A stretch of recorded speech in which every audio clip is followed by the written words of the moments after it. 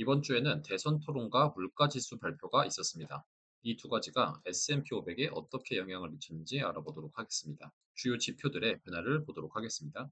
스파이 같은 경우는 4포인트가 상승했습니다. 빠른 회복력을 보여주고 있습니다. 슈드는 1.6%가 상승을 해서 스파이보다는 뒤처지는 모습이 나타났습니다. TLT 같은 경우는 0.85가 상승을 해서 지난주에 비해서는 다소 횡보하는 모습을 보였습니다.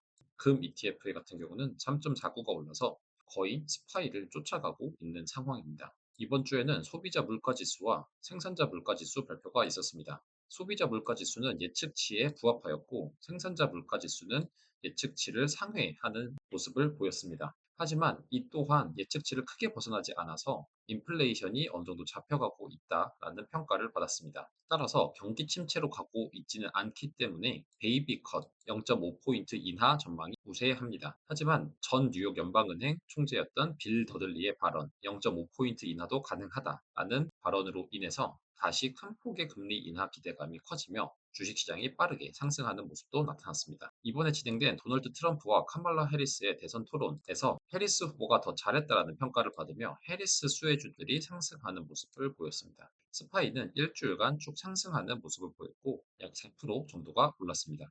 오르클의 실적 발표와 함께 엔비디아 CEO 젠슨 황의 발표 컨퍼런스 콜 이후에 AI 버블에 대한 불안 요소가 감소하는 효과를 보이면서 반도체 관련 주식이 크게 상승을 하였고 이로 인해 기술주들이 빠르게 상승을 해서 스파이가 100% 정도 상승했습니다. 마이크로소프트, 엔비디아 그리고 오라클이 크게 상승을 했고 애플은 크게 상승하지 못하는 모습을 보였는데 애플의 신제품 발표가 생각보다 기대에 못 미친다라는 평가를 받아서 나타난 결과로 보입니다. 또한 미국 시장에서 부와 IVV가 스파이를 앞지를 가능성이 있다라고 나타났어요. 똑같은 ETF이지만 부와 IVV가 스파이에 비해서 매우 저렴한 비용을 보이고 있기 때문에 나타나는 현상이지 않을까 싶습니다. 슈드는 소폭 상승을 하긴 했지만 스파이의 회복력을 따라가지는 못했습니다. 아무래도 기술주 비중이 낮기 때문인 것 같습니다. 역사적으로도 9월은 전체적인 주식 시장이 저조한 모습을 보이기도 하는데 최근에는 경기 침체 두려움이 커지고 있어서 주식 시장이 많이 빠졌던 것 같습니다. 하지만 경기 침체가 왔을 때는 오히려 슈드가 더 유리하다라고 평가를 받습니다. 관심 있으신 분들은 이 글을 한번 참고해 보시면 좋겠습니다. TLT는 변동성을 보이는 한 주였습니다. 저번 주에는 빠르게 상승했었는데 이번 주는 횡보하는 모습을 보였습니다. 그 이유는 이미 12% 가까운 수익률을 보이고 있기 때문이기도 하고 해리스와 트럼프가 대선 토론에서 예산 적자 규모를 줄이는 것에 대한 정책이 없었기 때문이다라는 평가도 받고 있습니다. 따라서 누가 대통령이 되든 간에 미국의 재정 적자 규모가 더욱 늘어날 수 있다라고 전망을 하고 있습니다. 채권이 시장에 많이 풀릴수록 채권에 대한 매력이 떨어지기 때문에 그만큼 사람들이 채권의 투자를 늘리지 않기 때문에 오히려 상승세가 좀 저조한 것 아니냐라는 평가가 나옵니다. 하지만 대선 이후에 급격하게 늘어난 부채를 줄이기 위해서 채권 발행 속도를 조절할 가능성도 있습니다.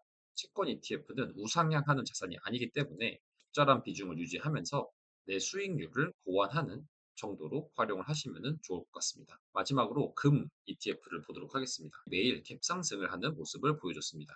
거의 4% 가까이 상승을 한 모습이 나왔고요.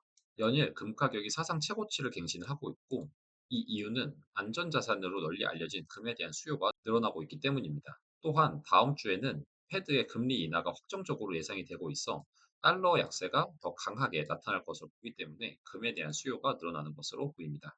이번 주 주요 발표 일정을 확인해 보도록 하겠습니다. 근원 소매 판매, 원유 재고 발표가 예정되어 있지만 이번 주에 제일 중요한 이슈는 미국 기준금리 발표입니다. 이번 주는 확정적으로 금리 피벗이 시작됩니다. 인하는 확정이고 2.5bp일지 50bp일지 예측이 팽팽히 맞서고 있습니다. 25bp 인하를 할 경우 연준에서는 미국의 경제가 연착륙 중이다라고 판단했을 가능성이 큽니다. 50bp 인하를 할 경우 연준은 미국의 경제가 침체로 가고 있다고 판단했을 가능성이 큽니다. 우선 인하폭과는 무관하게 올해 내내 기다리고 있었던 금리 인하라는 불확실성이 제거가 되는 한 주가 될 예정이에요. 하지만 시장이 금리 인하폭을 어떻게 받아들일지 알 수 없기 때문에 투자에 신중한 접근이 필요한 한 주가 될 것 같습니다. 저희가 최근에 진행하고 있었던 ETF 스터디 멤버 모집은 완료가 됐습니다. 10월부터는 중급 투자자를 위한 ETF 분석 및 포트폴리오 백테스팅 방법을 주제로 스터디를 진행할 예정입니다. 따라서 관심 있으신 분들은 내돈내돈 커뮤니티를 확인해 주시고요. 혹시 ETF 스터디 3차에 관심이 있으신 분들은 이메일로 알려주셔도 좋을 것 같습니다. 다들 즐거운 추석 연휴가 되시길 바라고 다음 주에도 알찬 뉴스로 돌아오도록 하겠습니다.